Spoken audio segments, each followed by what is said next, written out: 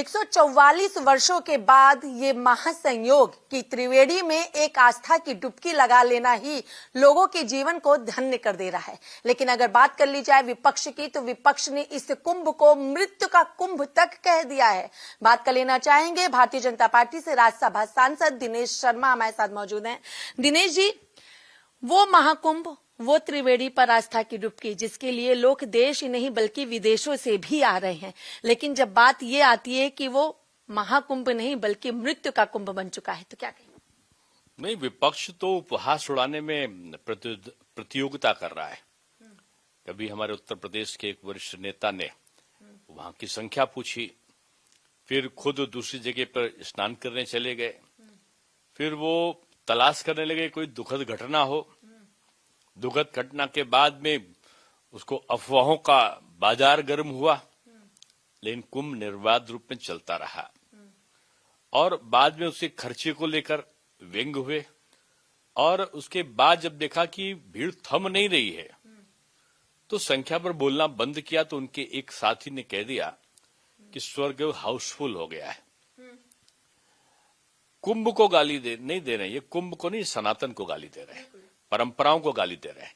आज ममता बनर्जी का जो ये वाक्य है, ये जो बयान है कि ये मृत्यु कुंभ है, उनको शायद बंगाल में उनकी सरकार के द्वारा किया गया नरसंहार नहीं दिखाई पड़ता।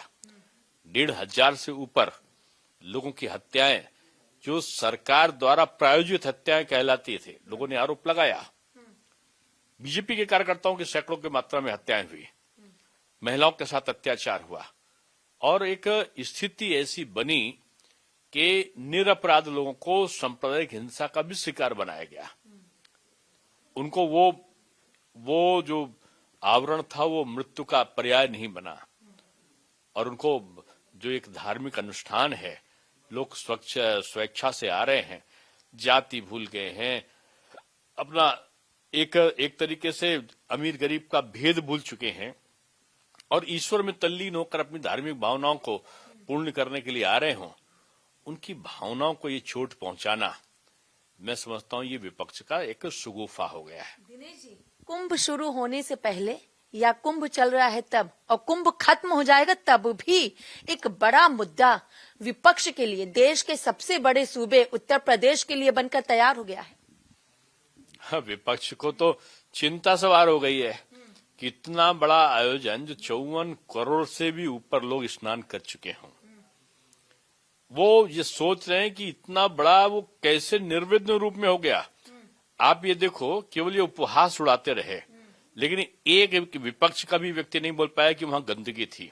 एक भी विपक्ष का वो नहीं बोल पाया कि वहां पर पानी गंदा था।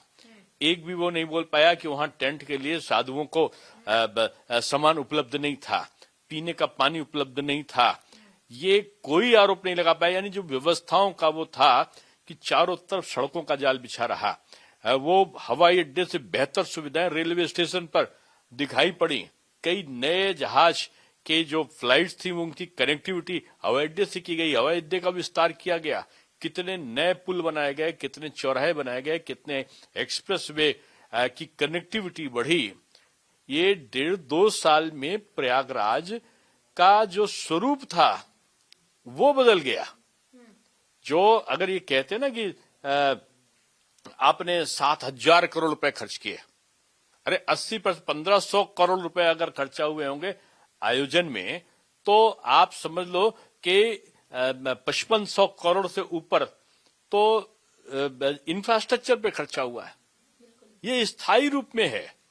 ये अगर 1500 करोड़ में खर्चा करके अगर 2 लाख करोड़ से ऊपर की आमदनी होती है उत्तर प्रदेश को कुंभ के माध्यम से, लोग आए कुंभ से गए काशी विश्वनाथ बाबा को गए, वो गए विंध्याचल में, फिर गए अयोध्या में, फिर गए चित्रकूट, फिर गए नैमिषारण्य, बहुत सारे लोग मथुरा भी गए।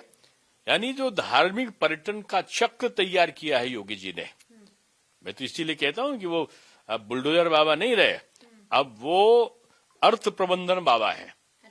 और वो अर्थ की प्रबंधन व्यवस्था जैसे किया है उत्तर प्रदेश, आप देख लीजिएगा उत्तर प्रदेश धार्मिक पर्यटन के आधार पर 1/3 आमदनी करेगा।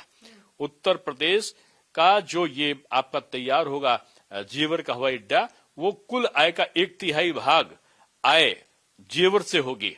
जो ये आपका रीजनल ट्रेन चली हैं, जो मेट्रो बने हैं, जो इंफ्रास्ट्रक्चर तैयार हुआ है, उसके बगल में उद्योग लगे हैं, मैं समझता हूं कि उत्तर प्रदेश देश का संपन्नतम प्रदेश बन के सामने आएगा। उत्तर प्रदेश तो देश का संपन्नतम प्रदेश बन ही रहा है, लेकिन अगर बात फिर से हम विपक्ष की कर लेते हैं तो नए चुनाव आयुक्त ज्ञानेश कुमार को नियुक्त बनाया गया है, जो कि 19 फरवरी को अपनी शपथ लेके अपने पदभार को संभालेंगे। विपक्ष इस पे भी सवाल खड़े कर रहा है। नहीं, मेरी तो बधाई है। नए चुनाव आयुक्त जी नए आयाम स्थापित करें, इसकी मंगल कामनाएं हैं उनको। और सब जानते हैं कि चुनाव आयोग की प्रक्रिया में नेता प्रतिपक्ष भी शामिल हुए हैं, आदरणीय राहुल जी। तो अब क्या उनके ऊपर भी कोई उंगली उठा रहा है क्या? मैं समझता हूँ उंगली उठाने के बजाय आंख उठाकर देखें तो उनको भारत की भव्यता दिखाई पड़ेगी। ज्ञानेश कुमार के ही उसमें अब उत्तर प्रदेश का भी चुनाव संपन्न होगा, विधानसभा जो आने वाला है। चुनाव निष्पक्ष होने चाहिए, चुनाव सर्वानुमति के आधार पर होना चाहिए, पारदर्शी तरीके से होना चाहिए, और चुनाव में जितनी भी विसंगतियां दूर हों, ये सबकी इच्छा है। अंतिम सवाल, लगभग 27 सालों का वनवास दिल्ली में भारतीय जनता पार्टी का खत्म हुआ है, और ऐसे में दिल्ली का वो रामलीला मैदान जो लगातार कई इतिहास रचने में उसका नाम रहा है, और उसी रामलीला मैदान में भारतीय जनता पार्टी के मुख्यमंत्री 20 फरवरी को शपथ लेंगे। तैयारियां पूरी हो चुकी हैं, इस पर क्या कहना चाहेंगे? देखिए, इसको बीजेपी का वनवास खत्म हुआ के बजाय कहें कि आम आदमी पार्टी और कांग्रेस का आजन्म वनवास का प्रारंभ हुआ है। और अब ये दोबारा सत्ता में लौटने वाले नहीं है, क्योंकि भाजपा जहां जाती है, जहां उसका सरकार बनती है, वो खूब काम करती है, जनता उसको दोबारा चुनकर भेजती है। उत्तर प्रदेश देख लीजिए, मध्य प्रदेश देख लीजिए, गुजरात देख लीजिए, राजस्थान देख लीजिए, महाराष्ट्र देख लीजिए, हरियाणा देख लीजिए, हर जगह भाजपा लौट कर आई है। तो मैं इनसे यही कहूंगा कि अब अपने वनवास की तैयारी करें, जनता के दरबार में अपने जो कुकर्म थे उनका पाश्चाताप करें, और बीजेपी अपने अच्छे कामों से जनता की सेवा के लिए तैयार है। मुख्यमंत्री कौन होगा? बीजेपी का कार्यकर्ता होगा। ये प्रश्न विपक्ष से पूछा जाता है, कौन होगा?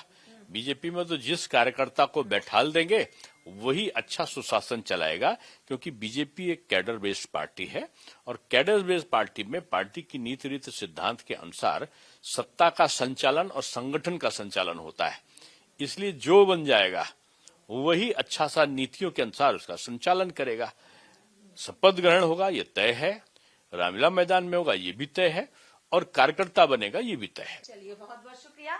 ये थे हमारे साथ उत्तर प्रदेश से भारतीय जनता पार्टी से राज्यसभा सांसद दिनेश शर्मा। इनका साफ तौर पर कहना है शपथ भी होगी, 20 फरवरी को होगी, रामलीला मैदान में होगी, और बीजेपी का कार्यकर्ता ही मुख्यमंत्री बनेगा। लेकिन ये तो आने वाला वक्त ही बताएगा बीजेपी के मुख्यमंत्री का राज तिलक होने के साथ ही दिल्ली सहित पूरे देश का सियासी पारा कितना हाई होता है। वीडियो जर्नलिस्ट सत्येंद्र के साथ मैं कंचन अरोड़ा, दिल्ली, हिंदी खबर।